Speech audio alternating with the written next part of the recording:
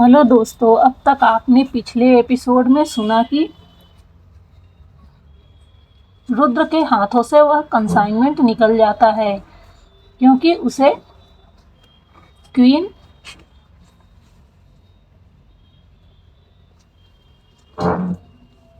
अपने हाथों में ले चुकी थी। इसलिए रुद्र बहुत ही ज़्यादा गुस्से में अपने घर वापस आता है। वहीं जैसे ही वह घर आता है, उसी वक्त मन्नत भी घर पहुंच चुकी थी। आगे मन्नत जल्दी से अपनी जगह पर जाकर लेट जाती है। उसे नहीं पता था कि रुद्र इस वक्त कहाँ है, लेकिन उसके आने से पहले उसे अपनी जगह पर पहुंचना था और वह सेफली पहुंच भी चुकी थी। लेकिन जैसे ही वह अपनी जगह पर जाती है, अचानक से दरवाजे की तरफ देखकर उसकी आंखें बड़ी हो जाती है क्योंकि वहां से रुद्र चला आ रहा था, जो कि बहुत ही ज़्यादा गुस्से में लग रहा था। एक पल के लिए तो मन्नत की सांस ही अटक जाती है। क्या उसने उसे देख लिया? शायद इसी वजह से वह इतने गुस्से में दिख रहा है। वहीं मन्नत को क्या पता था कि रुद्र किस वजह से इतना ज़्यादा गुस्सा में है। वहीं मन्नत के दिल की धड़कन बढ़ चुकी थी। अगर इस राक्षस ने उसे देख लिया तो फिर क्या करेगा? क्या उसे इसकी हकीकत पता चल जाएगी? वह अभी यह सब सोच ही रही थी, तभी अचानक से रुद्र जब अंदर आ रहा था तो उसकी नज़र मन्नत पर पड़ चुकी थी, क्योंकि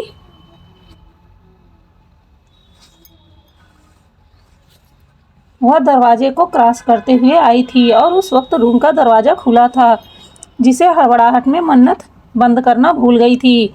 इसलिए बाहर से ही रुद्र ने देख लिया था कि मन्नत अभी अभी यहाँ से जा रही है।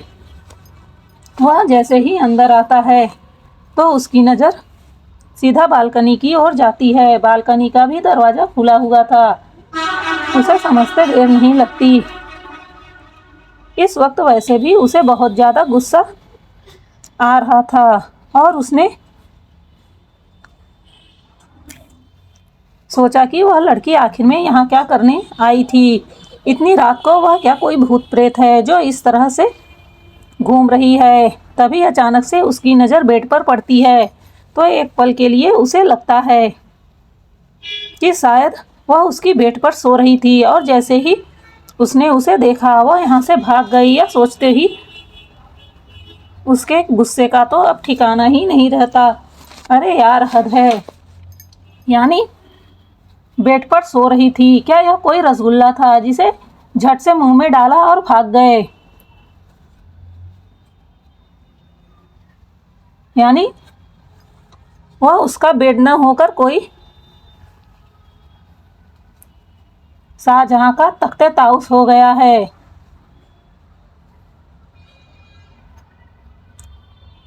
राजा महाराजा का सिंहासन हो गया है जिस पे बैठने के लिए सब मरे जा रहे हैं। हद है यार। अपने रुद्र बाबू का तो गुस्से में वह क्या क्या सोच ले जाते हैं, उन्हें तो इसका अंदाजा भी नहीं है। वह गुस्से से उस ओर देखता है जहां मन्नत अपनी आंखें बंद किए हुए लेटी थी।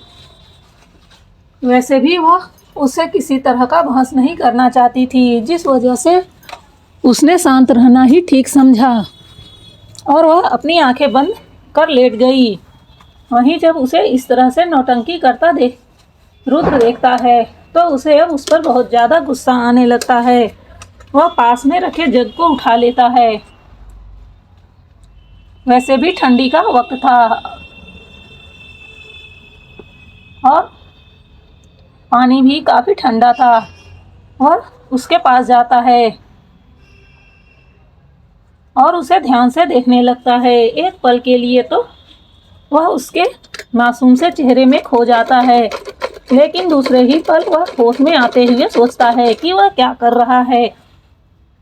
फिर वह उल्टा ही मन्नत को कोसते हुए मन में बोलता है, यह घटिया लड़की मुझे सेड्यूस करना चाहती है, इसीलिए तो देखो यह किस तरह से सो रही है।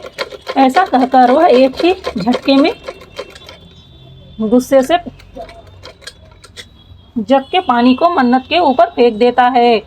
वहीं जैसे ही मन्नत के ऊपर पानी पड़ता है वह चौंक कर अपनी जगह पर उठकर बैठ जाती है।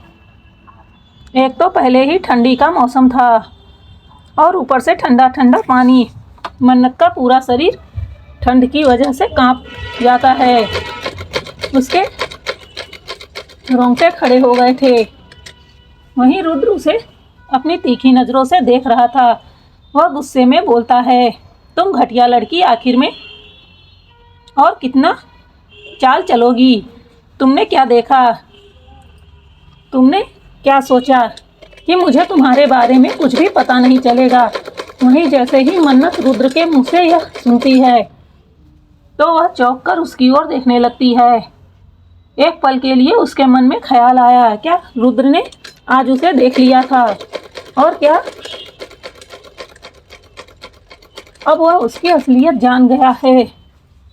नहीं नहीं, ऐसा कैसे हो सकता है? मैंने तो काफ़ी ज़्यादा सावधानी बरती थी, फिर यह कैसे हो गया? यह सोचते हुए वह अब भी रुद्र की ओर ही देखे जा रही थी। वहीं जब रुद्र देखता है कि वह उसे कैसे घूर रही है तो वह गुस्से में अपने दांत पीसते हुए बोलता है, तुम घटिया लड़की, तुम्हारी हिम्मत भी कैसे हुई मुझे इस तरह से घूरने की? और तुम्हें क्या लगा था कि तुम इस तरह से बहाना करोगी तो मैं तुम्हारे बहाने में आ जाऊंगा? मुझे अच्छे से पता है तुम अभी अभी मेरे बेड पर लेटी थी और जैसे ही मुझे देखा तुम वहाँ से भागकर यहाँ आकर लेट गई। उसकी इन बातों को सुनकर अब मन्नत आश्चर्य से उसकी ओर देखने लगती है। इस वक्त उसके मन में यही चल रहा था, हे भगवान, मैंने क्या सोचा था? डर के मारे तो मेरी जान ही निकल रही थी और यह बेवकूफ़ इंसान क्या सोच रहा है? यानी हद है यार, मैं भला इसके बेड पर क्यों जाऊंगी? मैं इसके घटिया बेड के लिए मरी जा रही हूँ क्या? सच में क्या यह रुद्र सिंघानिया ही है? मुझे तो कभी कभी इस पर डाउट होता है। इसकी कोई भी हरकत एक ग्रेट बिजनेसमैन की तरह नहीं लगती है। यह तो मुझे बिल्कुल पागल लगता है। मन्नत यह सब अपने मन में ही सोच रही थी और अपने ही विचारों में खोई हुई थी। वहीं रुद्र देखता है कि वह किस तरह से फिर से उसे इग्नोर कर रही है तो उसे बहुत ज़्यादा गुस्सा आ जाता है। वह गुस्से में चिल्लाते हुए बोलता है, तुम घटिया लड़की, तुम्हारी हिम्मत भी कैसे हुई इस तरह से मुझे मेरी बातों को इग्नोर करने की? तुम्हें क्या लगता है तुम्हारे यह ट्रिक मेरे काम आएंगे? तो तुम यह भूल जाओ, मैं तुम्हें ऐसा सबक सिखाऊंगा कि तुम पूरी ज़िंदगी याद रखोगी। वहीं मन्नत अफसोस से अपना सर हिला देती है क्योंकि वह कुछ नहीं कर सकती थी और उसे पता था अब इसके टार्चर करने का कोई नया तरीका आएगा। अब बस उसे इंतज़ार था कि अब वह इसे किस तरह से टार्चर करेगा। बेचारी खामोशी से अपना सर झुकाए सब कुछ सुन रही थी। इस वक्त उसे इस पर गुस्सा भी आ रहा था और इसकी बेवकूफ़ी पर उसे अफसोस भी हो रहा था, पर वह क्या करे? वह कुछ नहीं कर सकती थी। वहीं रुद्र जब देखता है कि वह लड़की अभी भी कुछ नहीं बोल रही है तो गुस्से से उसका पारा हाई हो जाता है। वह अपनी जगह से थोड़ा और आगे बढ़ता है क्योंकि वह अभी मन्नत से थोड़ी दूरी पर खड़ा था और फिर वह मन्नत के पास झुकते हुए उसके हाथों को पकड़कर उसे घसीटकर अपनी जगह पर उठा देता है और फिर उसकी आंखों में देखकर घूरते हुए बोलता है, तुम्हें क्या लगा था कि तुम कोई शहजादी हो? तुम कहीं की राजकुमारी हो जो तुम्हें प्रिंसेस ट्रीटमेंट मिलेगा? शादी करने से पहले एक बार भी नहीं सोचा कि मैं तुम्हारी जिंदगी नर्क बना दूंगा। बहुत शौक था ना तुम्हें मुझसे शादी कर मेरी बीवी बनने का, तो चलो मैं तुम्हारा शौक पूरा कर देता हूँ। इतना कहकर वह उसे अपने साथ घसीटने लगता है। वहीं एक पल के लिए तो मन्नत को लगता है कि यह पागल इंसान उसके साथ क्या करने वाला है। फिर दूसरे ही पल उसे घबराहट होने लगती है। क्या यह उसके साथ कोई जोर जबरदस्ती करने वाला है? नहीं नहीं, वह ऐसा कैसे कर सकता है? अगर उसने उसके साथ कुछ किया तो सच में वह उसे मारने से पहले एक पल के लिए भी नहीं सोचेगी। बहुत हो गया, अब उसके बर्दाश्त करने की लिमिट नहीं थी। वहीं रुद्र गुस्से से उसे घसीटकर अपने साथ रूम के अंदर लाता है। अब तो उसकी हार्ट बीट और बढ़ गई थी। उसे लगा कि यह पागल इंसान आज सच में उसकी जान लेकर ही मानेगा क्या। लेकिन उसने अभी भी कुछ नहीं कहा था। वहीं रुद्र उसे घसीटते हुए अपने साथ रूम के अंदर लाता है। दूसरे ही पल वह उसकी ओर देखकर डेविड मुस्कान देता है और फिर एक झटके में उसे रूम के बाहर कचड़े की तरफ फेंक देता है। मन्नत को तो कुछ समझ ही नहीं आया कि अचानक से उसके साथ क्या हो गया। वह रूम के बाहर सीधा जाकर मुंह के बल फर्श पर गिरती है, क्योंकि रुद्र ने उसे बहुत तेज से धक्का दिया था। अगर उसने हाथ न लगाया होता तो उसे अच्छी खासी चोट आ सकती थी। वहीं मन्नत अफसोस से उस पागल इंसान को देख रही थी, जो सच में किसी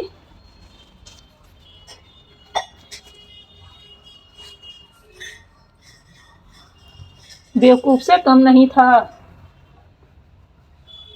लेकिन फिर वह खुद में सोचती है, चलो ठीक है, अच्छा हुआ जो इसने मुझे इस तरह से धक्का देकर रूम से बाहर निकाल दिया, वरना मेरे मन में तो बहुत ही अजीब अजीब ख्याल आने लगे थे। एक पल के लिए तो मुझे लगा कि यह पागल इंसान मेरे साथ कुछ गलत करने वाला है। लेकिन चलो अब ठीक है, वैसे भी सुबह होने वाली है, अब सोने से कोई फायदा नहीं। वैसे भी इस पागल इंसान के रहते अब मैं उस रूम में दोबारा जाने की गलती नहीं करूंगी। इतना सोचकर वह अपनी जगह से उठ जाती है। वहीं दादाजी जो सुबह सुबह उठते थे, वह दूर से ही यह सारा नज़ारा देख रहे थे। इस समय उन्हें रुद्र पर बहुत ही ज़्यादा गुस्सा आ रहा था। उनका बस चलता तो अभी जाकर रुद्र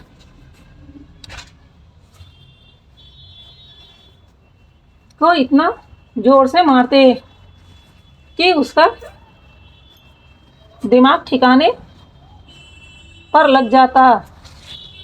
लेकिन अफसोस वह ऐसा कुछ नहीं कर सकते थे। वह एक अफसोस के साथ बस लंबी सांस छोड़ देते हैं। लेकिन इस वक्त उन्हें मन्नत के लिए बहुत ही ज़्यादा बुरा लग रहा था। उन्हें पता था महलों में रहने वाली वह लड़की जो आज उनके लिए यहाँ आई है, यह सब उसके लिए कितना अजीब होगा। वह समझ नहीं पा रहे थे कि वह अब क्या करें। उन्होंने सोच लिया था वह रुद्र को फिर से समझाएंगे, नहीं तो जरूर उन्हें कुछ ऐसा करना होगा जिससे रुद्र की अक्ल ठिकाने आ जाए, वरना यह लड़का हर रोज ऐसी ही गलती करता रहेगा। और वह दिन दूर नहीं जब मन्नत उसे छोड़कर हमेशा हमेशा के लिए चली जाएगी। उस वक्त यह सच में बहुत पछताएगा। इतनी अच्छी लड़की इसकी जिंदगी में आई है, पर यह पागल पता नहीं किसके पीछे पड़ा है। दादाजी को भी अच्छे से पता था रुद्र किसी लड़की की तलाश कर रहा है जो उससे बहुत साल पहले मिली थी।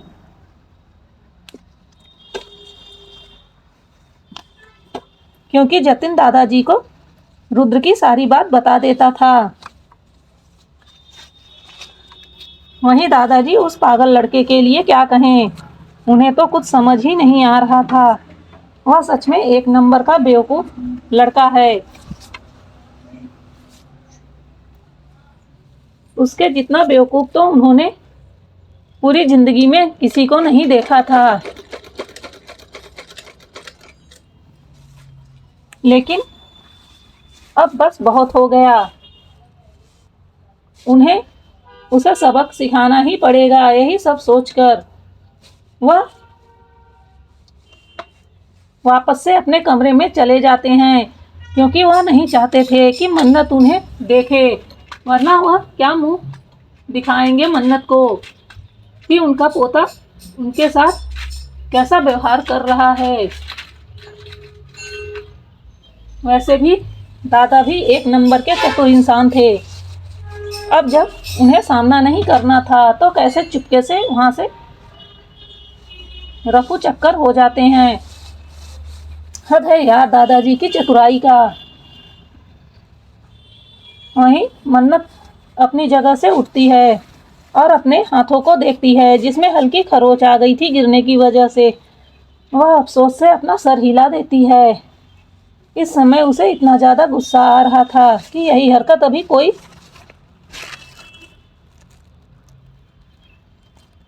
दूसरे व्यक्ति ने किया होता तो वह एक ही पल में उसका सर धड़ से अलग कर चुकी होती। लेकिन अफसोस, यह व्यक्ति उसका पति था, यानी उसका मजबूरी का पति था, जिसके साथ वह अभी तो कुछ नहीं कर सकती है।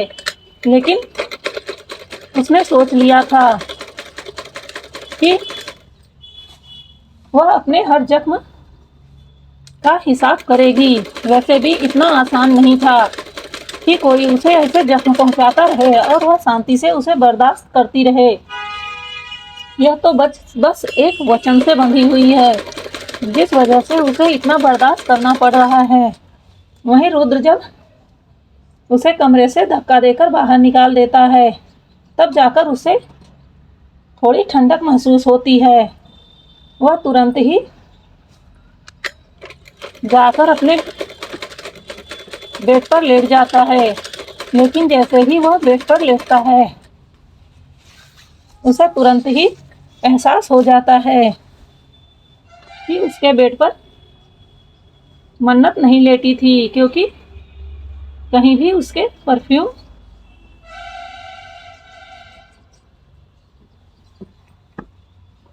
की खुशबू उसे महसूस नहीं हो रही थी। मन्नत के शरीर से एक अजीब सी खुशबू आती थी, जिसे रुद्र को लगता था कि वह कोई ऐसा परफ्यूम यूज कर रही है जिससे वह उसकी ओर अट्रैक्ट हो जाए। लेकिन अब उस बेवकूफ को कौन बताए कि वह उसकी खुद की नेचुरल खुशबू है। लेकिन कोई बात नहीं, जल्दी ही उसे सब कुछ पता चलेगा।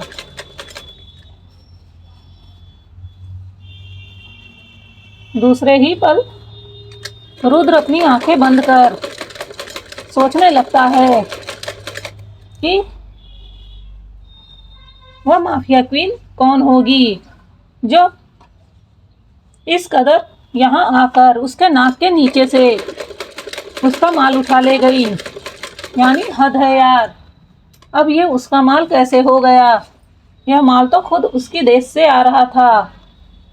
लेकिन अब रुद्र बाबू को कौन समझाए? उसकी नजर पड़ गई तो वह उसका माल हो गया।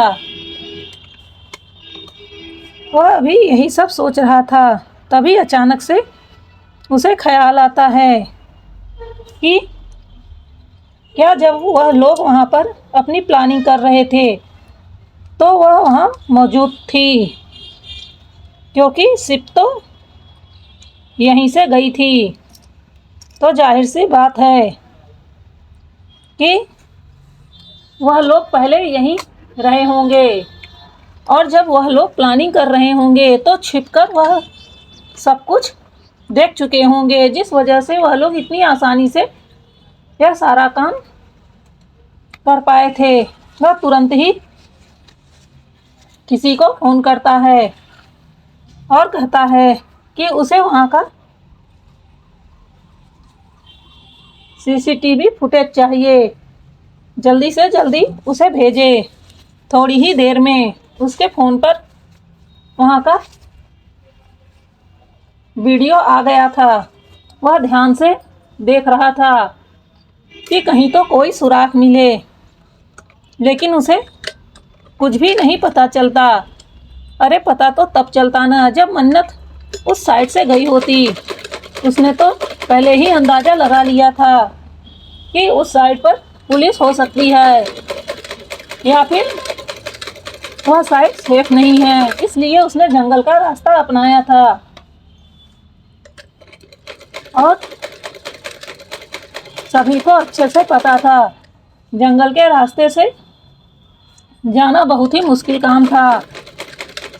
वहाँ से कई किलोमीटर पैदल चलना पड़ सकता है।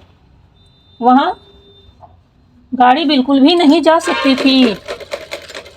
यही कारण था कि वह लोग मेन साइड से गए थे।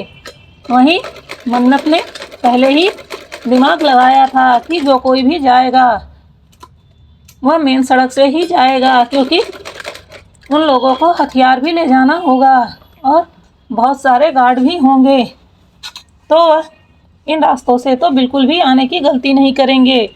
इस वजह से उसने जंगल साइड वाला रास्ता चुना था और उसके प्लान के मुताबिक हुआ भी यही था। वहीं रुद्र काफ़ी देर तक उसे जूम कर करके देख रहा था, पर वह यह देखकर आश्चर्य में पड़ जाता है कि वहाँ तो किसी का कोई नामो निशान नहीं था। तो क्या हो सकता है? तभी अचानक से उसका दिमाग क्लिक करता है और उसे समझ आता है कि वह लोग जरूर जंगल के रास्ते से ही गए होंगे। अब उसे भी मानना पड़ जाता है कि वाकई में माफिया क्वीन बहुत ही ज़्यादा चतुर और चालाक है।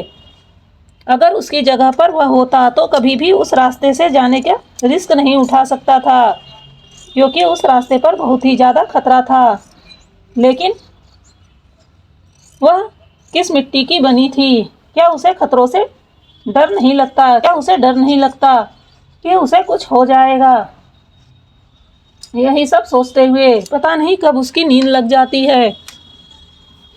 वहीं दूसरी ओर आज मन्नत पहले ही उठ गई थी, तो उसे समझ नहीं आ रहा था कि वह क्या करे। वैसे भी वह सोई ही कहाँ थी, लेकिन अब उसे कुछ न कुछ तो करना ही पड़ेगा। यह सोचकर वह किचन में चली जाती है और फिर सबके लिए खाना बनाने लगती है। वहीं थोड़ी देर में जब सर्वेंट आते हैं तो देखते हैं कि आज किचन में नई बहू खाना बना रही है। यह देखकर वह जल्दी से उनके पास जाते हैं और बोलते हैं कि बिटिया आप यहाँ क्या कर रही हैं? आप रहने दीजिए, खाना हम लोग बना लेंगे। वहीं उस बुजुर्ग व्यक्ति की आवाज़ सुनकर मन्नत उस ओर देखती है तो वहाँ पर एक करीब 50 साल के बुजुर्ग खड़े थे। वह मन्नत को ध्यान से देख रहे थे। वहीं मन्नत जब उन्हें देखती है तो कहती है, कोई बात नहीं, मैं बना लूँगी। वैसे भी आज मैं जल्दी उठ गई थी तो बोर हो रही थी, इसलिए मैंने सोचा कि मैं ही सबके लिए ब्रेकफास्ट तैयार कर देती हूँ। वही मन्नत की बातों को सुनकर वो बुजुर्ग व्यक्ति भी मुस्कुराने लगता है। वाकई में इस घर की बहू बहुत ही समझदार है। जितनी ज़्यादा खूबसूरत है उतनी ही काइंड भी है। यह सोचते वक्त वह ध्यान से मन्नत को ही देख रहा था। उसकी नज़रों में किसी तरह का छल कपट नहीं था। वह तो बस एक छोटी बच्ची की तरह उसे देख रहा था, क्योंकि मन्नत देखने में बहुत ही कम उम्र की लगती थी। देखकर कोई उसे यह अंदाजा नहीं लगा सकता था कि उसकी उम्र क्या होगी। वहीं जब उस बुजुर्ग व्यक्ति को मन्नत देखती है कि कैसे देख रहे हैं, तो वह पूछती है, दादा क्या हुआ, क्या मैंने कोई गलती कर दी है? तो वह घबराते हुए बोलते हैं, अरे नहीं नहीं बेटा, यह आप क्या कह रही हैं? वो तो मैं देख रहा था कि आप खाने में क्या बना रही हैं, क्योंकि यहाँ बहुत समय तक कभी किसी ने कुछ नहीं बनाया। हम सर्वेंट ही हमेशा से घर के काम करते हैं और खाने पीने की चीज़ें तैयार करते हैं। कभी कभार बड़ी मालकिन आकर थोड़ा बहुत हेल्प कर देती हैं उन्हें जब कुछ बनाना होता है। उसके अलावा बाकी कोई किचन में नहीं आता है। वहीं आपको देखकर हमें बहुत अच्छा लग रहा है। यह बुजुर्ग इस घर के पुराने नौकर थे, जिस वजह से सभी लोग उनकी बहुत ज़्यादा इज्जत किया करते थे। वहीं जैसे ही मन्नत यह सुनती है, तो वह भी मुस्कुराते हुए उस बुजुर्ग की ओर देखकर बोलती है, कोई बात नहीं काका, अब से हम आपके साथ खाना बनाएंगे। वहीं उस बुजुर्ग के साइड में खड़े और सर्वेंट भी थे, जो मुस्कुराकर मन्नत को देख रहे थे। उनकी छोटी मालकिन बहुत ही प्यारी है, बिल्कुल भी घमंडी नहीं है। पहले तो उन लोगों ने सोचा था कि वह बोलती नहीं है तो ज़रूर बहुत ज़्यादा घमंडी होंगी या फिर कैसी होंगी। आज तक उन लोगों ने मन्नत की आवाज़ ही नहीं सुनी थी। वहीं मन्नत का इतना काइंड नेचर देखकर वह लोग मन्नत के साथ जल्दी ही घुल मिल जाते हैं।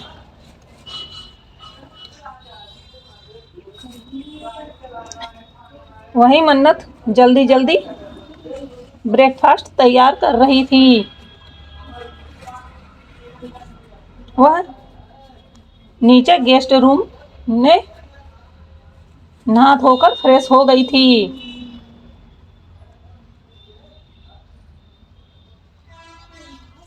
और कपड़े तो उसके वैसे भी गेस्ट रूम में ही पड़े रहते थे, क्योंकि ज़्यादातर वह रुद्र से बचने के लिए यहीं गुजारा करती थी। और इससे घर में किसी को भी कोई प्रॉब्लम नहीं थी, क्योंकि सब जानते थे कि रुद्र का रवैया उसके साथ कैसा है। इस वजह से कोई उसे कुछ बोलता भी नहीं था। और अब उसे यहाँ आए हुए लगभग 10 दिन हो चुका था। इस बीच वह थोड़ा बहुत सबसे घुल मिल चुकी थी, पर अभी भी वह किसी से ज़्यादा बातें नहीं करती थी, क्योंकि उसे बातें करना बिल्कुल भी पसंद नहीं था। वैसे भी वह सिर्फ मतलब से ही बोलती थी। उसके इस व्यवहार से यहाँ किसी को कोई प्रॉब्लम नहीं थी। वैसे भी वह लोग खुश थे, जितना कम बोलेगी उतना ही रुद्र के गुस्से से बची रहेगी। यह उसी के लिए ठीक होगा। वहीं नाश्ते में उसने बहुत कुछ बनाया था, जिसकी खुशबू पूरे घर में फैल रही थी। थोड़ी ही देर में उसकी खुशबू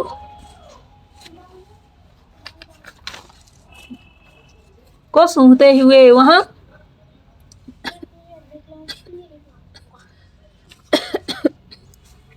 कुछ पहुंच जाता है और फिर कार्तिक भी आ जाता है।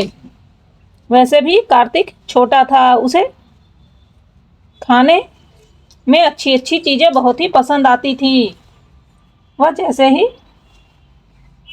हाल में पहुंचता है तो उसके नाकों में बहुत ही मीठी खुशबू जाती है तो वह तुरंत किचन की ओर बढ़ जाता है और वहां जाकर बोलता है, अरे काका, आज आप ऐसा क्या बना रहे हैं जिसकी खुशबू से ही मेरा पेट जोर जोर से खाना मांग रहा है। उसकी बातों को सुनकर काका हंसते हुए बोलते हैं, अरे बेटा जी, आज मैं कुछ नहीं बना रहा हूँ, आज तो छोटी बहू सब कुछ बना रही है। वहीं काका की बातों को सुनकर कुछ उस साइड देखता है जहां मन्नत कुछ बना रही थी। यह देखकर कुछ भी रिएक्ट नहीं करता है। वैसे खाना कोई भी बनाए, उसे तो खाने से मतलब था। तो वह बोलता है, चलो कोई ना, हमको तो बस जल्दी से खाना निकाल दो, क्योंकि खाने को देखकर हमारा भूख के मारे बुरा हाल हो रहा है। उसकी बातों को सुनकर काका मुस्कुराते हुए बोलते हैं, कोई बात नहीं बेटा, आप जाकर अपनी जगह पर बैठ जाइए, मैं बस अभी जल्दी से सबके लिए नाश्ता लगाता हूँ। कुछ भी उनकी बातों को सुनकर जल्दी से जाता है और अपनी जगह पर बैठ जाता है। धीरे धीरे कर अब वहाँ सभी लोग आने लगे थे।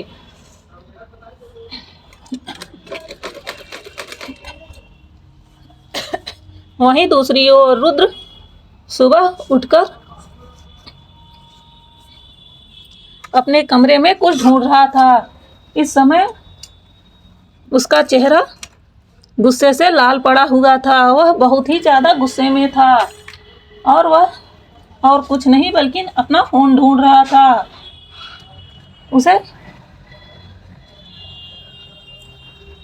इतना ज़्यादा गुस्सा आ रहा था कि वह अपने गुस्से को कंट्रोल नहीं कर पा रहा था। वहीं जब वह अपना फ़ोन ढूंढते ढूंढते थक जाता है और उसे उसका फ़ोन नहीं मिलता, तो वह गुस्से से पास में बड़ा गिलास उठाकर जोर से ज़मीन पर पटक देता है और जोर से चिल्लाता है, घटिया लड़की, तेरी हिम्मत कैसे हुई मेरा फ़ोन चुराने की। अब समझ में आया कि मैंने तुझे कमरे से बाहर निकाल दिया था, तो तू एक बार भी कमरे के अंदर आने की कोशिश क्यों नहीं की और यहाँ से चली गई। ज़रूर तूने कुछ घटिया प्लान बनाया होगा। तेरे दिमाग की तो दाग देनी पड़ेगी। ज़रूर मेरे सीक्रेट चुराना चाहती होगी। मैं तुझ घटिया लड़की को बिल्कुल छोड़ूंगा नहीं। यह सोचते हुए वह गुस्से से अपने रूम से बाहर निकल जाता है। एक पल के लिए भी वह नहीं सोचता है कि उसका फ़ोन कहीं गिर भी तो सकता है या वह कहीं रख भी तो सकता है। इस समय तो गुस्से की वजह से वह पूरी तरह से अंधा हो चुका था। वहीं जैसे ही वह हाल की ओर जाने वाला था, तभी उसे पीछे से दादाजी की आवाज़ आती है, रुद्र यहाँ आओ, मुझे तुमसे कोई बात करनी है। वहीं रुद्र जैसे ही दादाजी की आवाज़ सुनता है, गुस्से से उसकी मुट्ठियाँ बंध जाती है। वह गुस्से से अपने माथे को अपनी 2 उंगलियों से रब करते हुए बिल्कुल साइको की तरह दादाजी की ओर देखता है। इस समय गुस्से से उसकी आंखें लाल थी। वहीं दादाजी एक पल के लिए तो रुद्र का ऐसा रूप देखकर ठिठक जाते हैं। उन्हें समझ नहीं आता कि यह डेविल अब क्यों इतने गुस्से में हैं, लेकिन फिर भी उन्हें आज रुद्र से बात करनी होगी। कहीं वह उस बेचारी लड़की पर तो गुस्सा करने नहीं जा रहा है। नहीं नहीं, ऐसा नहीं हो सकता है। वह पागल इंसान अगर उस पर इसी तरह गुस्सा करता रहा तो फिर मैं कैसे सब कुछ ठीक कर पाऊंगा है सोचते हुए दादाजी अब गुस्से से उसकी ओर देखते हुए कहते हैं, मैंने तुमसे कुछ कहा है, तुम्हें सुनाई नहीं पड़ता। तुरंत मेरे रूम में आओ। इतना कहकर दादाजी अपने रूम में चले जाते हैं। वहीं रुद्र कि अब गुस्से की कोई लिमिट नहीं थी। लेकिन वह दादाजी की बात तो सुन ले, यह सोचते हुए वह कमरे में जाता है। जब दादाजी उसे देखते हैं तो वह बोलते हैं, रुद्र, यह क्या हरकत है? वह दादाजी की यह बात सुनकर उनकी ओर अपनी आंखें तिरछी कर देखने लगता है। तब दादाजी कहते हैं, हाँ, मैंने सब देखा। सुबह तुमने किस तरह से उसे धक्के मारकर अपने रूम से बाहर निकाला। क्या तुम्हारे अंदर थोड़ी भी शर्म नहीं बाकी है? वह रूम उसका भी है और तुम उसके साथ ऐसा कभी नहीं कर सकते हो। वह तुम्हारी पत्नी है, तुम्हें पूरी जिंदगी उसके साथ बितानी है।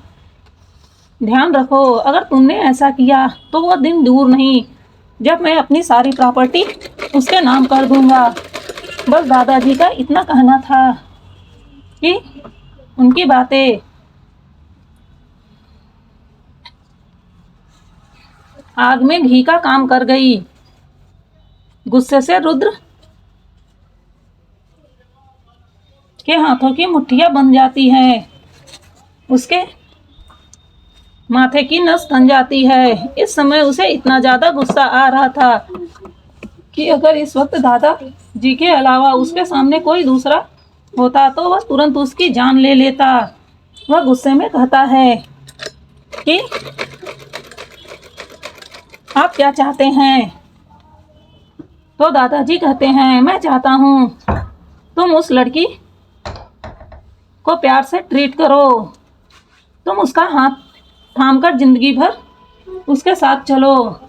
तुम उसके साथ इतना बुरा व्यवहार नहीं कर सकते हो। आखिर में उसने तुम्हारा क्या बिगाड़ा है? वह बेचारी कितनी ज़्यादा मासूम है। वहीं दादाजी के मुंह से यह सुनकर कि वह कितनी ज़्यादा मासूम है, रुद्र के गुस्से की लिमिट नहीं रहती। वह गुस्से से बोलता है, क्या आपको वह चालाक लोमड़ी मासूम लगती है? आपको नहीं पता है, वह घटिया लड़की सिर्फ मेरे पैसों के पीछे यहाँ आई है क्योंकि उसे पता है द ग्रेट रुद्र सिंघानिया के पास बहुत ज़्यादा पैसा है और अगर वह एक बार उसे फंसाने में कामयाब हो गई तो पूरी ज़िंदगी ऐसे बिताएगी। वहीं उसकी बातों को सुनकर दादाजी को उस पर बहुत गुस्सा आता है। वह इस पागल लड़के को समझा कर थक चुके थे, पर यह था कि कुछ मानने को तैयार नहीं था। वह गुस्से में बोलते हैं, तुम पागल हो गए हो क्या? पूरी दुनिया तुम्हारी तरह नहीं सोचती है। और जहाँ तक बात है उस लड़की की, तो क्या वह जब से आई है तुमसे उसने कोई चीज़ मांगा है? क्या कोई पैसे मांगे हैं या तुम्हारे आगे उसने किसी भी चीज़ की डिमांड की है? उसे शांति से क्यों नहीं जीने देते हो? वहीं उनकी बातों को सुनकर रुद्र भी गुस्से में बोलता है कि अभी तो वह नई आई है, कुछ ही दिन में आप जल्दी ही उसका रंग देख लेंगे, तब आपको अपने फैसले पर पछतावा होगा। वहीं अब तो दादाजी को भी गुस्सा आने लगता है। वह गुस्से से बोलते हैं, तुम एकदम से बेवकूफ़ हो क्या? तुम्हें नहीं समझ में आता मैं क्या कह रहा हूँ? बस तुम इतना जान लो कि तुम्हें उसी लड़की के साथ अपनी पूरी ज़िंदगी बितानी है और अगर तुमने भूल कर भी उसे छोड़ने की कोशिश की तो याद रखना, मैं कंपनी के सारे शेयर उसके नाम कर दूंगा। फिर तुम मुझे किसी भी तरह का दोष मत देना। वहीं दादाजी की बातों को सुनकर अब रुद्र को बहुत ही ज़्यादा गुस्सा आने लगता है। वह 2 टके की लड़की, उसकी हैसियत क्या है? वह एक गोल्ड डिगर उसके कंपनी के शेयर लेगी, इससे पहले वह उसे जान से न मार डाले। उसे इस वक्त दादाजी पर भी बहुत ज़्यादा गुस्सा आ रहा था। वह कैसे उस लड़की के चाल में फंसकर इस तरह अंधे हो सकते हैं? उसने इतनी मेहनत से इस कंपनी को इस मकाम तक पहुंचाया है और अब वह बोल रहे हैं कि वह इस कंपनी को उस लड़की के नाम पर कर देंगे। उसके जीते जी तो ऐसा होने वाला नहीं है। वह गुस्से से दादाजी की ओर देखता है और बोलता है, क्या कहा आपने? आप इस कंपनी को उस घटिया दो कौड़ी के लड़की के नाम पर करेंगे? आपने ऐसा सोचा भी कैसे? इस कंपनी को इस ऊंचाइयों तक पहुंचाने में मैंने कितनी मेहनत की है। और आपको क्या लगता है कि ऐसे ही इसे कोई भी मेरे हाथ से ले जा सकता है? इससे पहले कि मैं उसे जान से न मार डालूं। वहीं दादाजी जैसे ही यह बात सुनते हैं तो गुस्से से उसके ऊपर चिल्ला उठते हैं और कहते हैं, खबरदार से जो तुमने कोई भी ऐसी हरकत की जिससे मैं जिंदगी भर खुद को माफ न कर पाऊं। और मैंने तुम्हारी शादी उसके साथ इसलिए नहीं कराई है कि तुम उसके साथ कोई भी जाति करो। बहुत हो गया आज के बाद से। अगर मैंने तुम्हें उसके साथ कोई हरकत करते देख लिया तो याद रखना, मैं जो बोल रहा हूँ उसे करने में मुझे ज़्यादा वक्त नहीं लगेगा। वहीं रुद्र जैसे ही दादाजी की बातों को सुनता है, उसके गुस्से की कोई लिमिट नहीं रहती है। वह गुस्से से जोरदार लात सामने पड़े टेबल पर मारता है, जिस वजह से कांच का वह टेबल कई टुकड़ों में वहां बिखर जाता है। उसका गुस्सा देखकर एक पल के लिए तो दादाजी भी अपनी आंखें बंद कर लेते हैं। उन्हें समझ नहीं आ रहा था कि आखिर में उनका पोता ऐसा क्यों है और ऐसा कौन सा इंसान होगा जो उनके पोते को सही लाइन पर लाएगा। वहीं रुद्र गुस्से में वहां से चला जाता है और दादाजी अपने कमरे में फैले उस कांच के टुकड़े को देख रहे थे। उन्हें इस वक्त रुद्र पर बहुत ज्यादा गुस्सा आ रहा था, पर वह कुछ नहीं कर सकते थे। वह करे भी तो क्या करें? उन्हें तो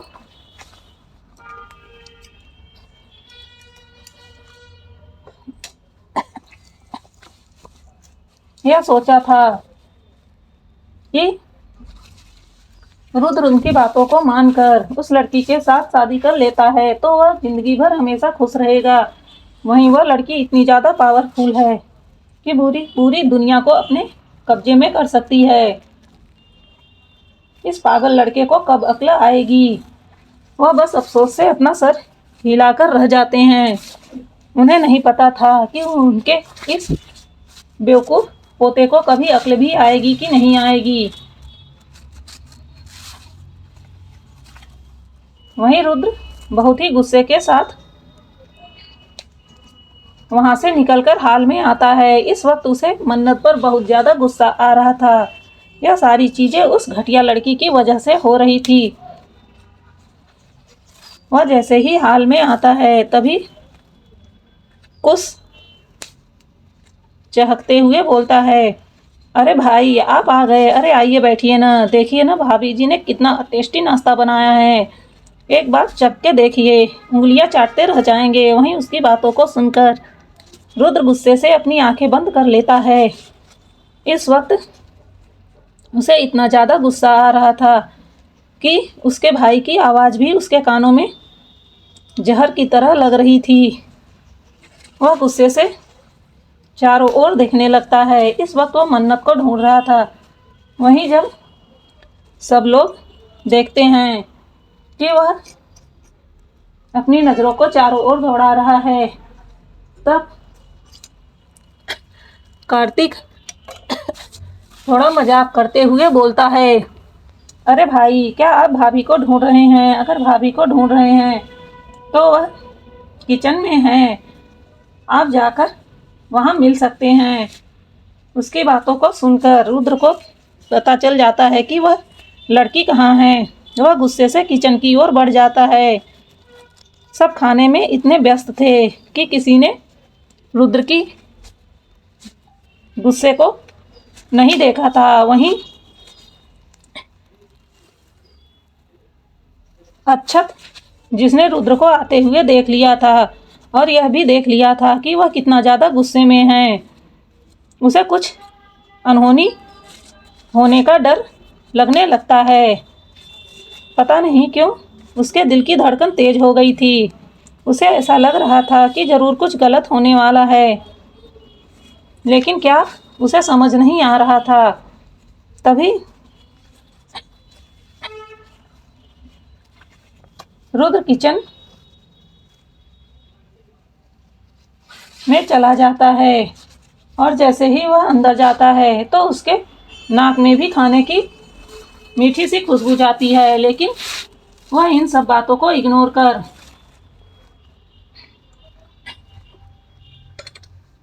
किचन के अंदर अपनी नजरें दौड़ाकर मन्नत को ढूंढता है और देखता है कि वह एक साइड खड़ी थी। जैसा कि रुद्र सिंघानिया का विला बहुत बड़ा था, तो उसी हिसाब से उसका किचन भी बहुत बड़ा था, जहाँ कई सर्वेंट एक साथ काम कर सकते थे। जैसे ही वह मन्नत को देखता है तो वह उसकी ओर आगे बढ़ने लगता है। तभी सारे सर्वेंट की नज़र उस पर पड़ती है। वहीं मन्नत दूसरी ओर मुंह किए हुए कुछ बनाने की तैयारी कर रही थी। वह तुरंत ही एक फ्राई पैन गैस पर चढ़ा देती है और उसमें तेल डाल देती है। अब वह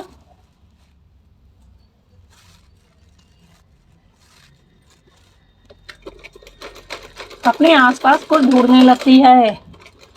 तभी रुद्र अपने आंख के इशारे से सभी सर्वेंट को वहां से जाने को कहता है। वहीं सभी सर्वेंट यह सोचते हैं कि आज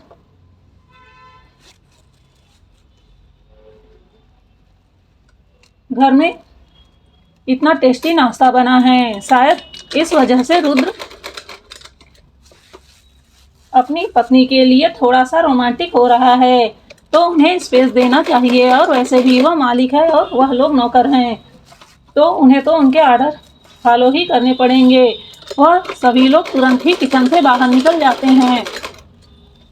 तभी रुद्र धीरे से मन्नत के पीछे जाकर खड़ा हो जाता है और वह मन्नत के पीछे से ही उसके गर्दन के किनारे से साइड झांक कर देखता है कि वह क्या कर रही है।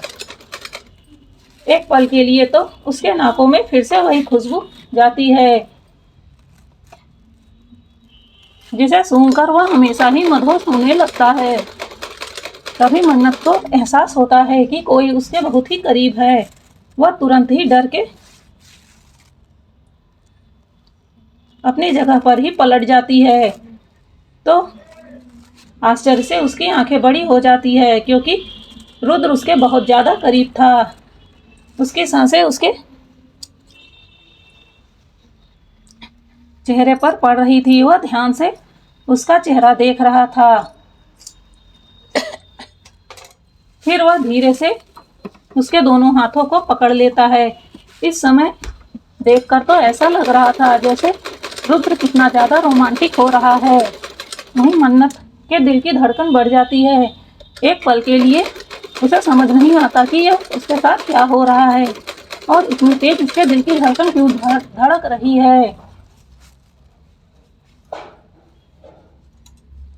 फिर रुद्र धीरे धीरे कर उसके और करीब जाता है। जैसे जैसे वह करीब जा रहा था, वैसे वैसे मन्नत के दिल की धड़कन और ज़्यादा बढ़ती जा रही थी। उसे अपने दिल में अजीब सा एहसास हो रहा था। वह समझ नहीं पा रही थी कि उसके साथ क्या हो रहा है।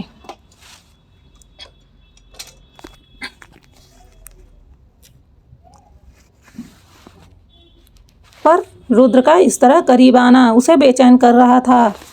वहीं रुद्र ध्यान से मन्नत की आंखों को देख रहा था और फिर वह उसके और करीब होने लगता है। फिर थोड़ा और ज़्यादा करीब हो जाता है, जिस वजह से अब मन्नत के दिल की धड़कन और ज़्यादा तेजी से चलने लगती है।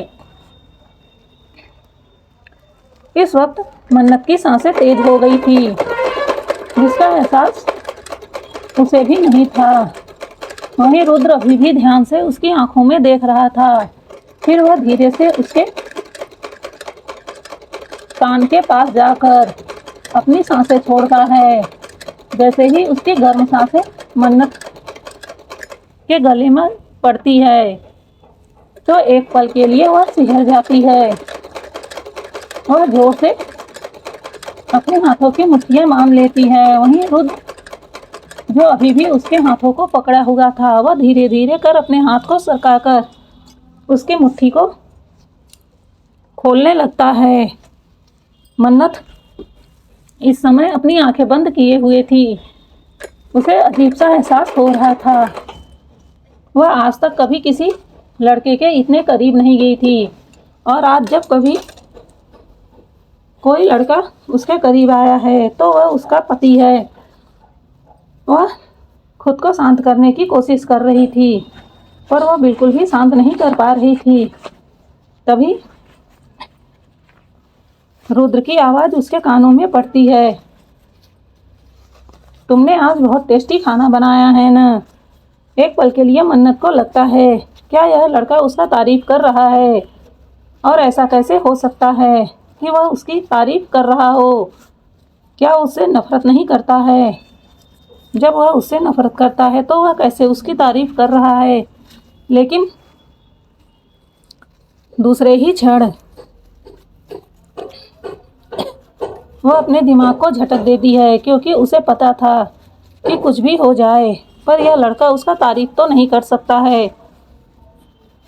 वहीं रुद्र, जो अभी भी मन्नत के ऊपर झुका हुआ था और उसके दोनों हाथों को उसके पीछे साइड उसके कमर के पीछे मोड़ चुका था, वह धीरे से बोलता है कि तुमने इतना टेस्टी नाश्ता बनाया है ना, सभी लोग तुम्हारी बहुत ज़्यादा तारीफ कर रहे हैं, तो तुम्हें इसका इनाम तो मिलना चाहिए। वहीं वह जैसे जैसे बोल रहा था, मन्नत के गले पर उसकी सांसें पड़ रही थी, जिस वजह से मन्नत के शरीर के रोंगटे खड़े हो जा रहे थे। उसे समझ नहीं आ रहा था कि यह पागल इंसान क्या कर रहा है, वह उसके साथ ऐसा क्यों कर रहा है। तभी दूसरे ही क्षण उसकी जोरदार चीख किचन में गूंज जाती है, क्योंकि रुद्र ने उसके हाथों को पकड़कर पूरी ताकत के साथ उस फ्राई पैन में पड़े तेल में दबा दिया था, जिस वजह से उसका हाथ बहुत ही बुरी तरह से जल गया था और उस पे बड़े बड़े फफोले पड़ गए थे। उसकी हथेली खून की तरह लाल हो गई थी, जिस पे बड़े बड़े फफोले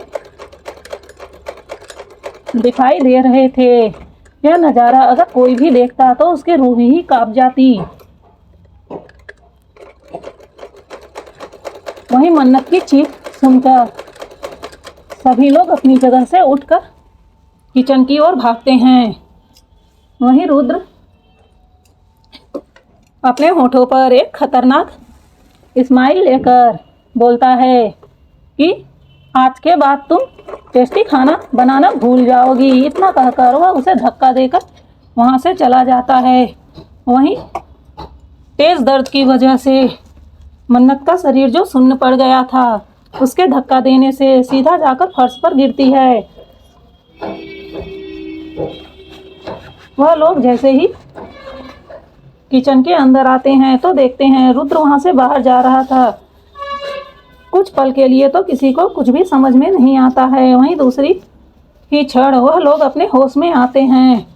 वहीं मन्नत गिरते ही बेहोश हो गई थी। वह लोग भागकर जल्दी से जाकर मन्नत को उठाते हैं। उन्हें समझ में नहीं आ रहा था कि मन्नत ऐसे कैसे बेहोश हो गई और उसने इतनी ज़ोर से क्यों चीखा था। लेकिन तभी अचानक से अक्षत की नज़र उसके हाथों पर पड़ती है, तो वह देखकर उसे जोर से चीख पड़ता है। वहीं उसकी आवाज़ सुनकर सभी लोग उसे और देखने लगते हैं तो सभी की आंखें डर से फैल जाती है। उसके हाथ बहुत ही ज़्यादा भयानक हो चुके थे, उन पे बड़े बड़े छाले पड़ चुके थे जो देखने में बहुत ही ज़्यादा डरावने लग रहे थे।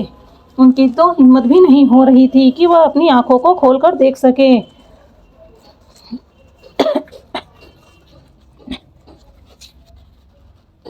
इस समय सब बुद्ध बने बस मन्नत के उस हाथ को देख रहे थे जहाँ पर बहुत ही भयानक छाले पड़ चुके थे। वहीं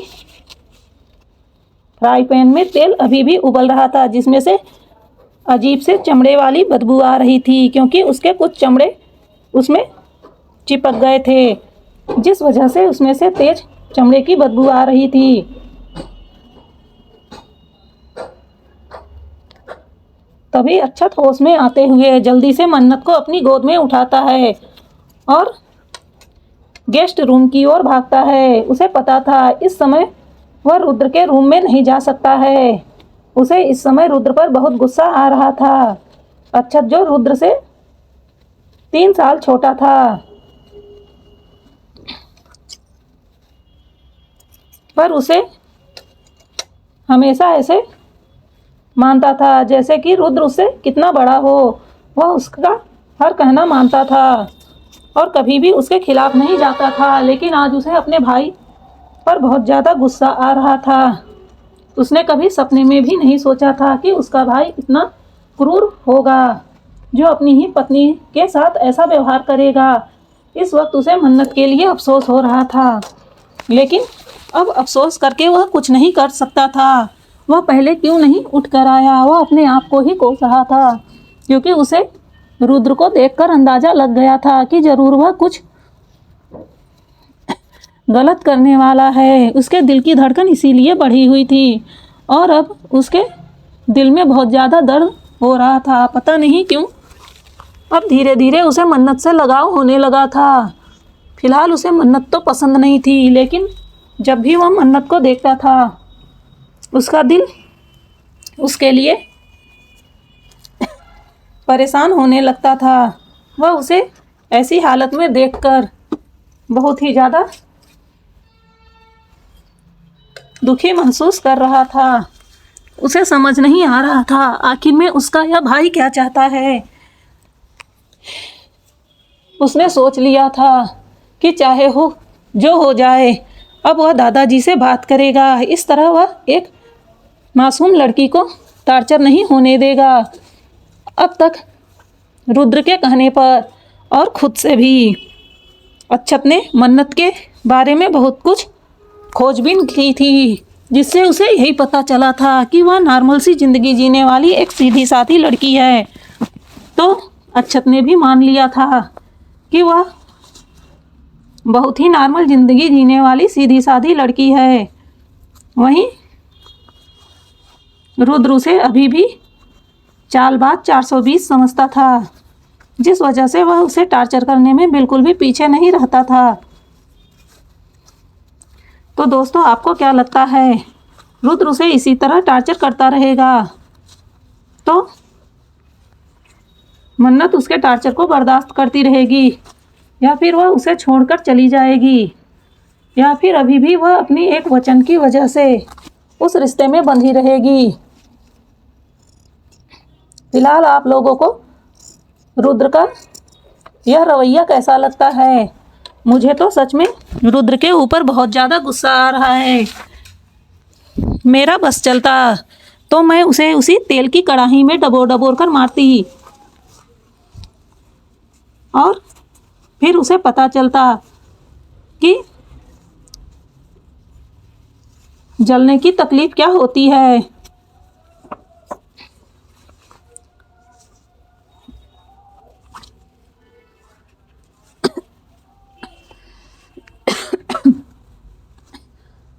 तो चलिए छोड़िए इस बात को, स्टोरी में आगे बढ़ते हैं। थोड़ी ही देर में वहाँ डॉक्टर आ जाते हैं। जब वह मन्नत के हाथ को देखते हैं तो एक पल के लिए वह भी सन्न रह जाते हैं। इतनी बुरी तरह से कैसे यह लड़की जल सकती है? उन्हें कुछ समझ में नहीं आता, लेकिन उन्हें कुछ बोलने या पूछने की परमिशन नहीं थी, इसलिए वह बस शांति से उसका ट्रीटमेंट करने लगते हैं। उसे इस वक्त उस लड़की के लिए बहुत ही अफसोस हो रहा था। वैसे भी यह डॉक्टर वही थी जिसने पहले भी मन्नत का ट्रीटमेंट किया था। उसके साथ एक जेंट्स डॉक्टर भी आया हुआ था। वह धीरे से उस लेडीज डॉक्टर से बोलता है, मैम, क्या यह प्यारी सी नाजुक सी लड़की इतने दर्द को बर्दाश्त कर पाएगी? क्योंकि मन्नत उसे देखने में बहुत ही मासूम और प्यारी लग रही थी। वह तो उसका चेहरा देखकर उसी में खो गया था। वहीं उसकी बातों को सुनकर वह फीमेल डॉक्टर उसे आंख दिखाते हुए बोलती है, अभी अपना मुंह बंद करो। अगर चाहते हो यहाँ से जिंदा जाना तो बाहर जाकर हम बात करेंगे। तभी वह जल्दी से अपने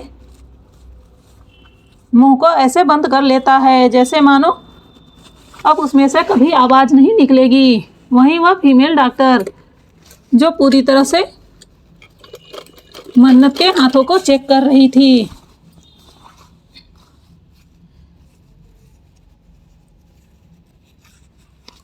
उसने देखा था किस कदर उसका हाथ जला हुआ है। उसे समझ में नहीं आ रहा था कि वह यहाँ के लोगों को क्या कहे। क्या सच में यह लोग इंसान हैं या जानवर हैं? अब तक उसे इतना तो अंदाज़ा लग गया था कि यह हादसा उसके साथ खुद से नहीं हुआ है, ज़रूर इसमें इन्हीं लोगों का हाथ है। लेकिन वह समझ नहीं पा रही थी कि इतने महान कहे जाने वाला यह सिंघानिया परिवार इतना घटिया काम भी करता होगा। क्या यह लड़की उनकी दुश्मन थी? उस डॉक्टर को यह नहीं पता था कि यह रुद्र सिंघानिया की वाइफ थी और उसी बात की सजा इसे मिल रही है। वह अफसोस से अपना सर हिला देती है। उसे इस वक्त मन्नत को देखकर बहुत ही ज़्यादा दुख हो रहा था। वह जल्दी जल्दी मन्नत के हाथों में दवा लगाती है और 2 इंजेक्शन उसे लगा देती है, जिससे उसका दर्द कम हो जाए और उसे किसी तरह का इन्फेक्शन न हो। थोड़ी देर बाद जब उसकी दवा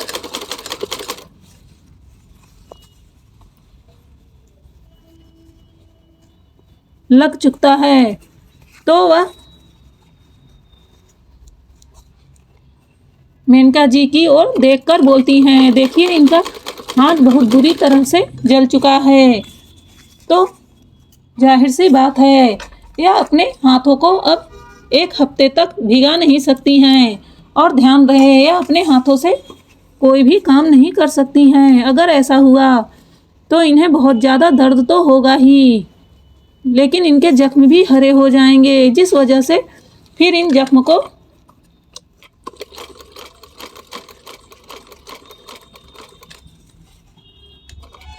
पूरा होने में काफ़ी वक्त लग जाएगा और इनमें इन्फेक्शन होने का भी डर बढ़ जाएगा। इसलिए आप लोग इनका खास ध्यान रखिएगा। नहीं, उसकी बातों को सुनकर मेनका जी अपना सर हाँ में हिला देती हैं। इस वक्त उन्हें रुद्र पर बहुत ज़्यादा गुस्सा आ रहा था। आखिर में वह क्यों इस लड़की को इतना ज़्यादा टॉर्चर कर रहा है। वहीं दादाजी, जो रुद्र के गुस्से को देखकर अपने रूम बंद करके बैठे थे, उन्हें बाहर क्या हो रहा है इस बारे में कुछ भी नहीं पता था, क्योंकि उनका रूम साउंड प्रूफ था।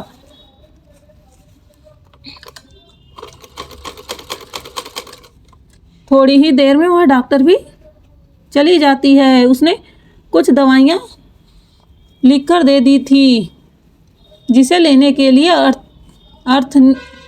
अक्षत ने उसको भेज दिया था। वहीं खुशी, जिसका रो रो के बुरा हाल हो रहा था, वह अब अपने भाई से बहुत ज़्यादा डरने लगी थी। उसे यकीन नहीं हो रहा था कि यह उसका भाई है जो इस तरीके से किसी को मार रहा है। उसे इस वक्त अपने भाई से इतना ज़्यादा डर लग रहा था कि वह अब कभी जिंदगी में उसकी ओर भूल कर भी नजरें उठाकर नहीं देख सकती थी। वहीं रुद्र अपने कमरे में बंद करके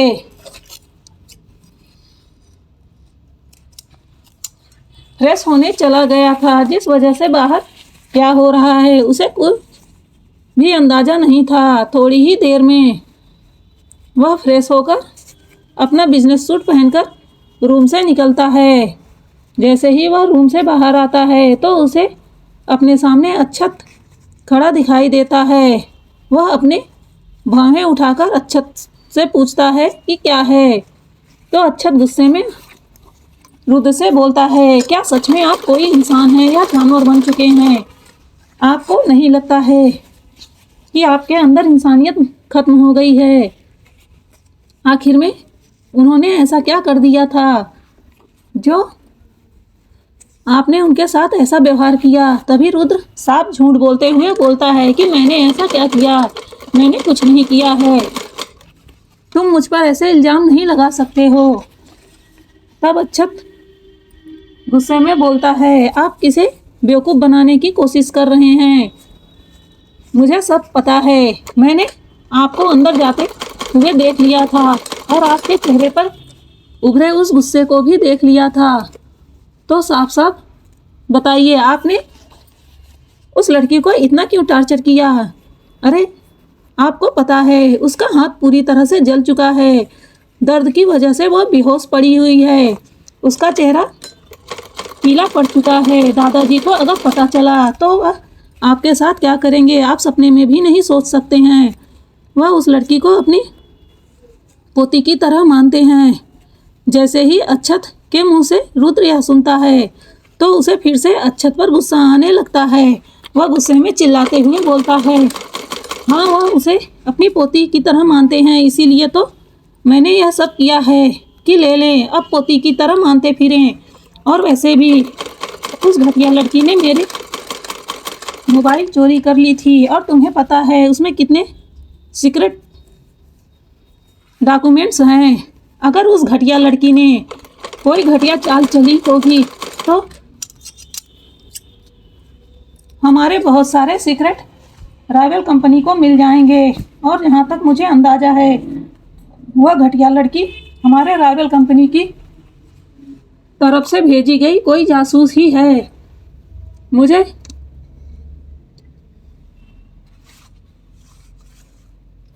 बिल्कुल भी अफसोस नहीं है कि उसके साथ मैंने क्या किया और उसके हाथों का क्या हाल है। वह जो डिजर्व करती थी मैंने वही किया है उसके साथ। इतना बोलकर वह गुस्से से अक्षत को अपने सामने से धक्का देता है और वहाँ से चला जाता है।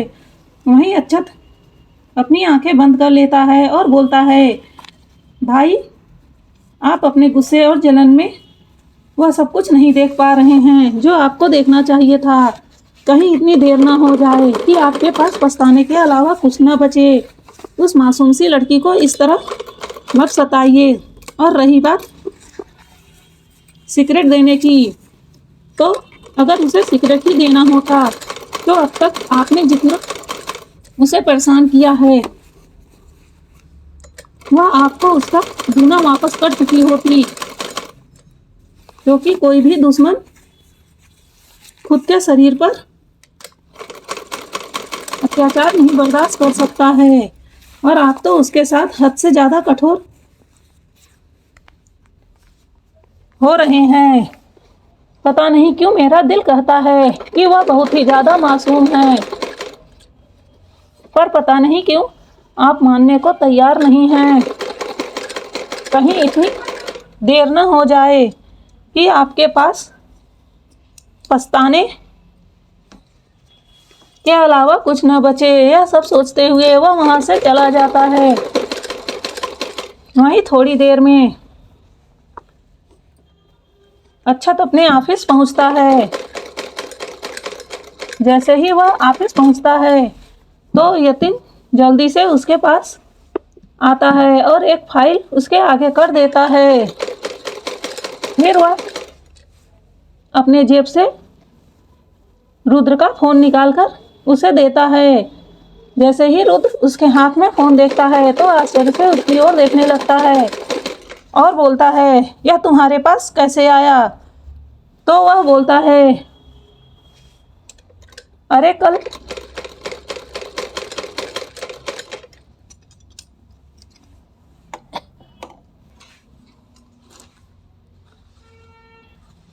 वहां पर तुमने इसे रख दिया था और फिर लेना भूल गए थे, तो मैं इसे अपने साथ ले आया था। मैंने सोचा था कि तुम्हें दे दूंगा, लेकिन इससे पहले कि मैं दे पाता तुम वहां से जा चुके थे, तो मैंने सोचा कि इसे सुबह दे दूंगा।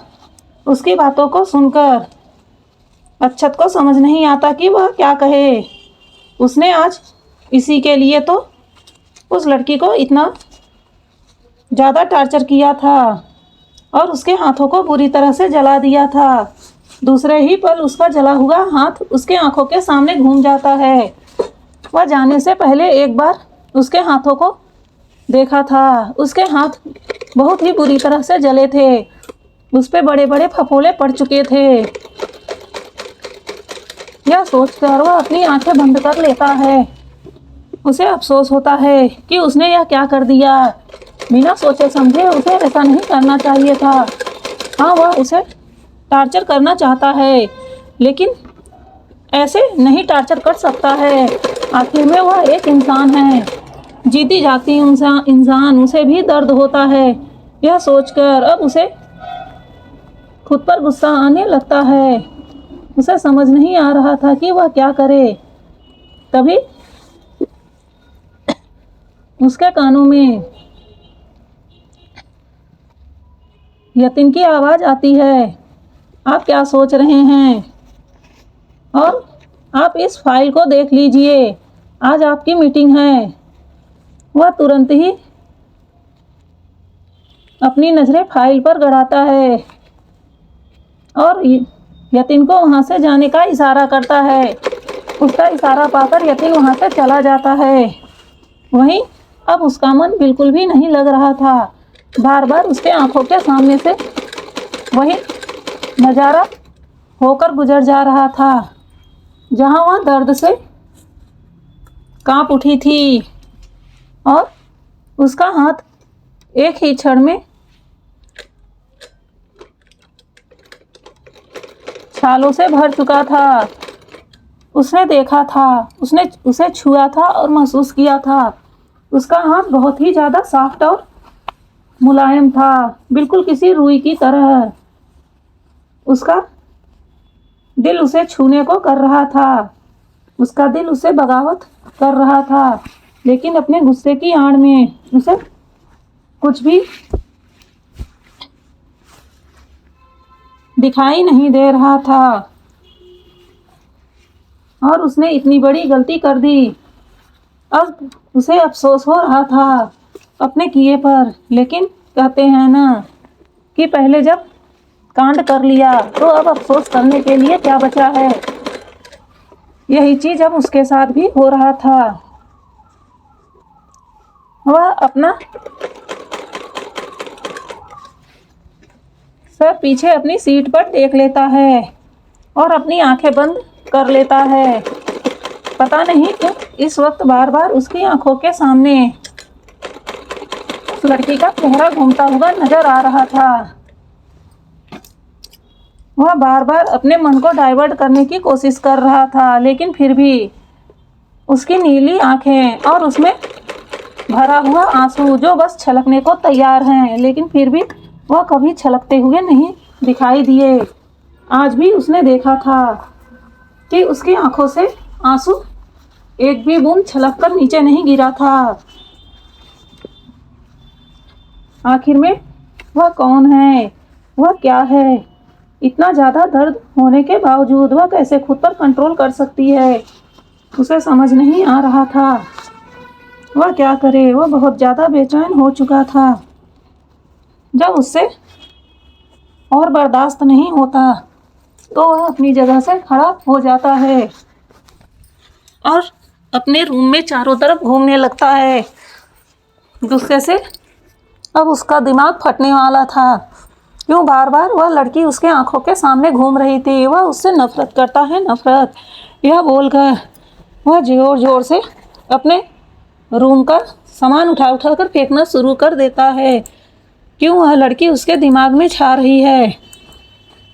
वह ऐसा बिल्कुल भी नहीं होने देगा। वह लड़की उसके दिमाग को ऐसे कंट्रोल नहीं कर सकती है।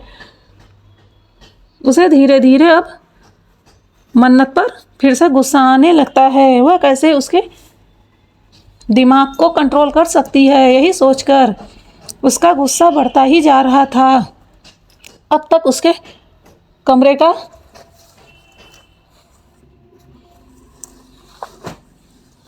लुक ही बदल चुका था।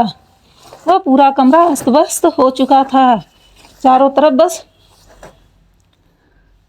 शीशे और कागज बिखरे हुए थे जो उसने ही बिखेरा था। वहीं दूसरी तरफ दादाजी जब अपने रूम से बाहर निकलते हैं तो वह हाल में जाते हैं। हाल में पूरा सन्नाटा पसरा हुआ था। यह देखकर दादाजी को थोड़ा आश्चर्य होता है। वह गुस्से से चारों ओर देखने लगते हैं। आखिर में अब यह घर वाले कहाँ गायब हो गए, उन्हें बिल्कुल भी कुछ समझ नहीं आ रहा था। तभी वह काका को बुलाते हैं और बोलते हैं, सभी लोग कहाँ गए। उनकी कड़क आवाज़ सुनकर एक पल के लिए तो काका डर जाते हैं। उन्हें पता था उनके मालिक का गुस्सा कैसा है। वह हकलाते हुए बोलता है, वो साहब, सभी लोग अपने रूम में गए हैं। तो दादाजी को बहुत ही आश्चर्य होता है। आखिर में सभी लोग अपने रूम में क्यों गए हैं? क्या किसी को अपने काम पर नहीं जाना है? और इस तरह से इस टाइम तो वह अपने रूम में क्या कर रहे हैं? वह गुस्से से उसकी ओर देखते हुए बोलते हैं, क्या अभी कुछ ऐसा हुआ था जो वह सब लोग अपने रूम में गए हैं? क्योंकि उन्होंने देखा था रुद्र गुस्से में आया था, तो शायद उसी ने कुछ किया हो। यह सोचते हुए दादाजी घूरकर सर्वेंट की तरफ देखने लगते हैं। वही काका से कुछ बोलते ही नहीं बन रहा था। वह क्या बताए, लेकिन फिर भी उसे तो बताना ही पड़ेगा। वह डरते डरते सारी बात बता देता है। उसकी बातों को सुनकर दादाजी गुस्से से तमतमा उठते हैं। वह इस समय कांप रहे थे और वह भी गुस्से की वजह से।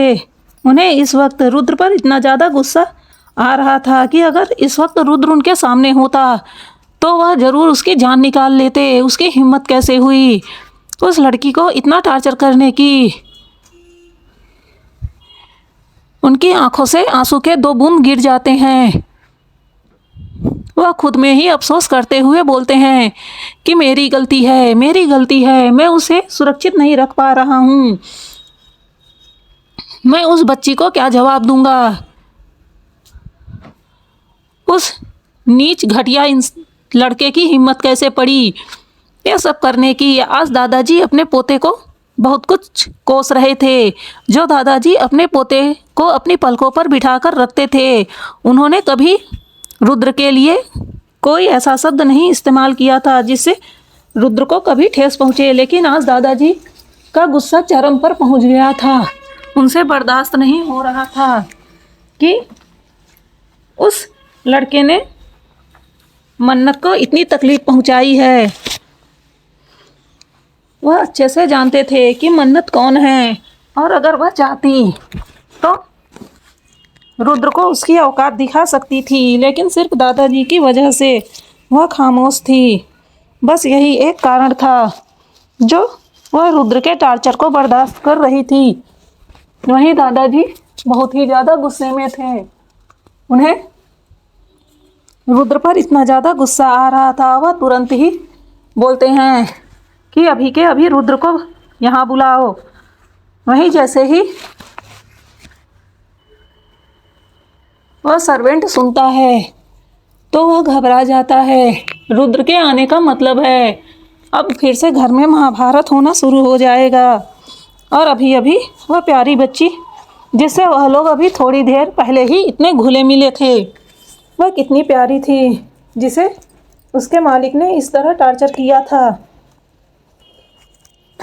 यह सब सोचकर उस बेचारे सर्वेंट को भी अफसोस होने लगता है। किस घड़ी में वह बच्ची इस घर में आई और किस घड़ी में उसकी रुद्र के साथ शादी हो गई। वह यह सब डिजर्व नहीं करती है। वहीं दादाजी गुस्से से तमतमाए हुए थे। इस समय अगर कोई भी उनके सामने आ जाता तो वह उसे मारने में बिल्कुल भी संकोच ना करते। वहीं इन सब बातों से अनजान रुद्र ऑफिस में अपना काम कर रहा था। उसने थोड़ी ही देर में खुद को नॉर्मल कर लिया था। भले ही उसे अफसोस हो रहा था, लेकिन वह ऐसा व्यक्ति नहीं था जो उसी बात के पीछे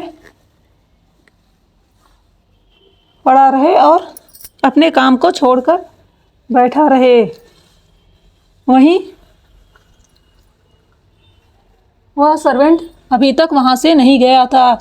यह देखकर दादाजी गुस्से में उसे बोलते हैं कि मैंने तुम्हें कुछ कहा है।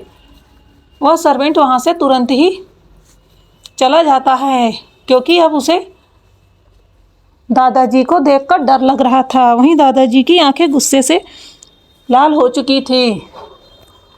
इस वक्त उन्हें ऐसा महसूस हो रहा था जैसे मानो कोई उनकी जान निकाल रहा हो। उन्हें अपने पोते पर बहुत ही ज़्यादा गुस्सा आ रहा था। वह ऐसे अपने पोते की हरकतों को नज़रअंदाज नहीं कर सकते थे। अब उन्होंने डिसाइड कर लिया था कि रुद्र को एक अच्छा सबक सिखाएंगे। और अब वह रुद्र के साथ क्या करने वाले हैं यह तो आपको आगे के एपिसोड में पता चलेगा। और रुद्र जब घर आएगा तब दादाजी उसे कौन सा पनिशमेंट देंगे। और जब मन्नत को होश आएगा तब दादाजी उसे क्या जवाब देंगे। वैसे तो उनकी हिम्मत नहीं हो रही थी कि वह मन्नत के आगे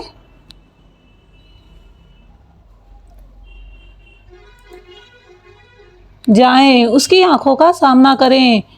उन्हें इस वक्त अपने पोते पर बहुत ज़्यादा गुस्सा आ रहा था, पर वह कुछ नहीं कर सकते थे सिवाय इसके कि वह रुद्र सिंघानिया को एक अच्छा सबक सिखाएं।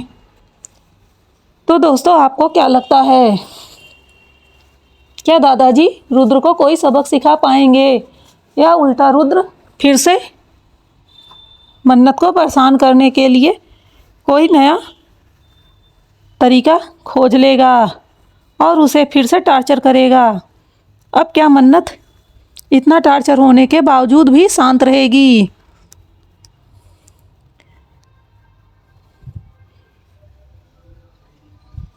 तो जानने के लिए इसका नेक्स्ट एपिसोड सुनना बिल्कुल ना भूलें। आज का एपिसोड आपको कैसा लगा कमेंट करना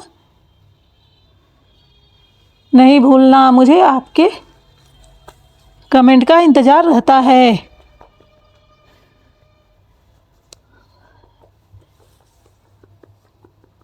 आपके विचारों को पढ़कर मुझे अच्छा लगता है, इसलिए प्लीज़ आप अपनी राय ज़रूर दें कि आपको स्टोरी में कौन से चेंजेस चाहिए और क्या होना चाहिए, आपको किस तरह से स्टोरी चाहिए। मैं आपके अनुसार स्टोरी बनाने की कोशिश करूँगी। फ़िलहाल आज के लिए बस इतना ही।